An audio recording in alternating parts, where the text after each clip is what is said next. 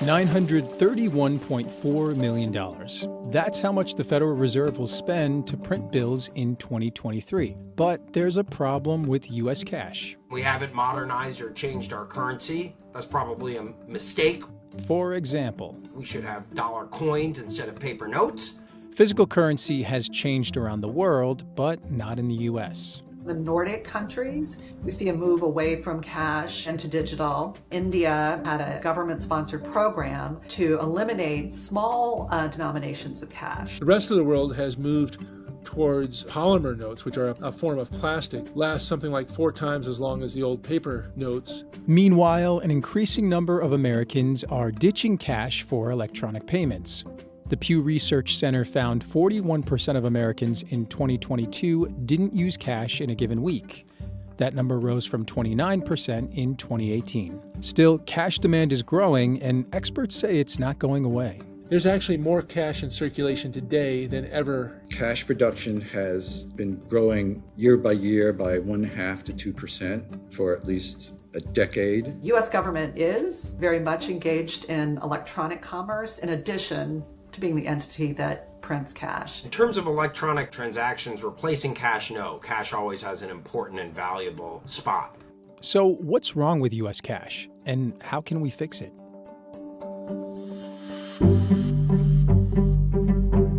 The $1 bill was the most popular currency in the U.S. for years. But in 2017, for the first time in history, the $100 bill surpassed the one. And today, 18.5 billion $100 notes are in circulation. $1 bills are the second most circulated at 14.3 billion notes, and $2 bills are circulated the least at 1.5 billion. The $100 comes from U.S. currency being a global currency. And a lot of those hundreds are outside the country, and they're being used for store of value. Some speculate that the rise in $100 bills in circulation may also be to avoid taxes or for illegal activity, since cash can be traded anonymously.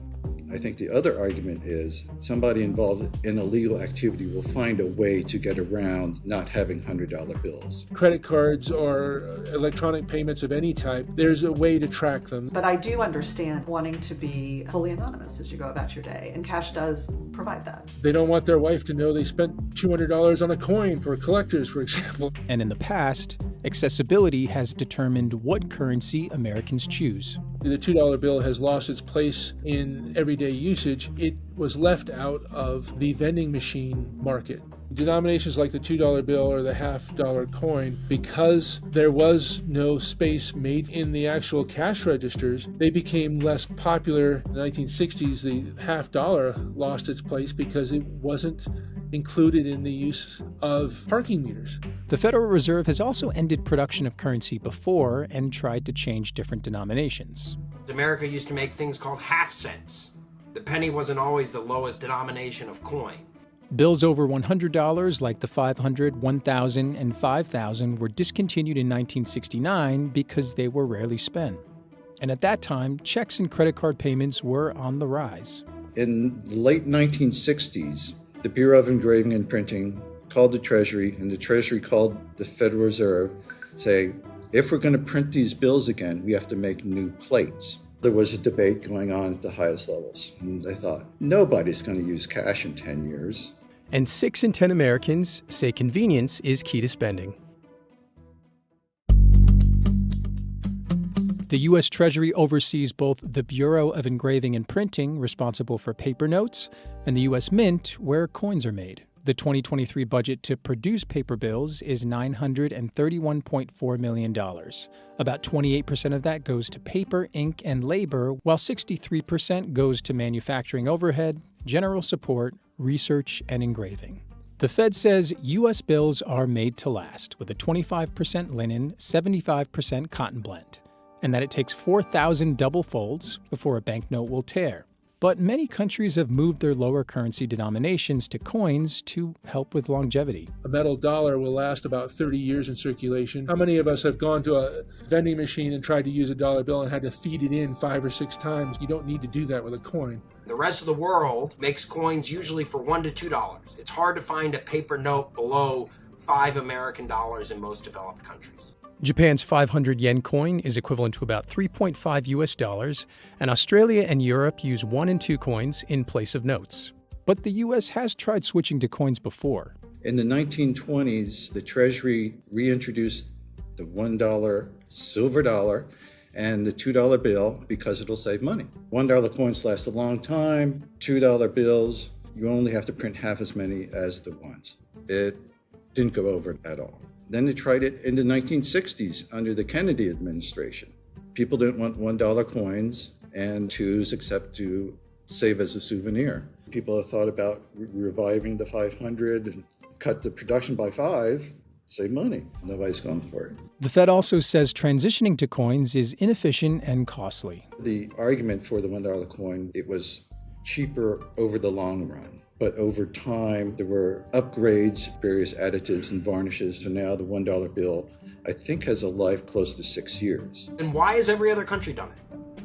Why has Canada done it? Why has England done it? Why has all of Europe done it? Why has Japan done it? Australia, the UK, and other countries have also moved from paper to polymer notes. Since 1988, when Australia issued the first polymer notes, they've become very popular in the rest of the world. For not going to polymer, a linen cotton note has a certain feel to it. And since this is a global currency, someone inside or outside of the US may not realize if this is a counterfeit or not. Some experts claim that the Fed's choice to print paper notes is a waste of money, fueled by special interests. Vendors hire lobbyists to make sure that the mint buys the same type of alloy for their coins, or in the case of paper, it's a major part of their production. If they lose that production, they lose jobs. As an organization, they lose power. There are billions of dollars to be saved from going from paper dollar notes, which I might add are printed using toxic ink for anti-counterfeiting, so there's an environmental impact. Why is there a pushback in the United States to moving towards dollar coins? The Federal Reserve. The world that we're in and the world that we're headed to, we're certainly not spending time thinking, are coins better? I just saw a statistic that said over 40% of people said they had not used cash at all in the past week. In fact, I couldn't tell you if I had any in my wallet right now. Modernizing cash is not easy. Banknotes are extremely complex instruments. And then there's buried deep inside the note various tags. And innovation is changing the way we use cash. Those technological advances are what's really going to influence people's lives for the better. Making cash something that can carry value electronically, connecting notes to the blockchain. Many businesses support electronic and cash options, plus innovative ways to bridge the gap.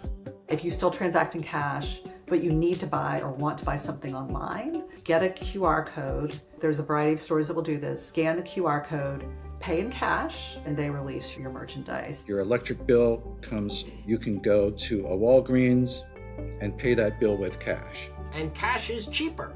I got my haircut today, $22, but they had a 4% surcharge if I used a card. There are a lot of people that use cash because they don't want to spend money they don't have. New York City and Philadelphia are even requiring businesses to accept cash. Legislation being passed that cash must be available and that you cannot have a purely cashless store. However, with the exception of changes to state law, the Fed says businesses are free to determine what method of payment to accept. To access digital mechanisms would need to be ubiquitous, either through a smartphone or through an internet connection. Not quite there yet. Give the American people options. Cash, it's been around for a long time because it does its job really well.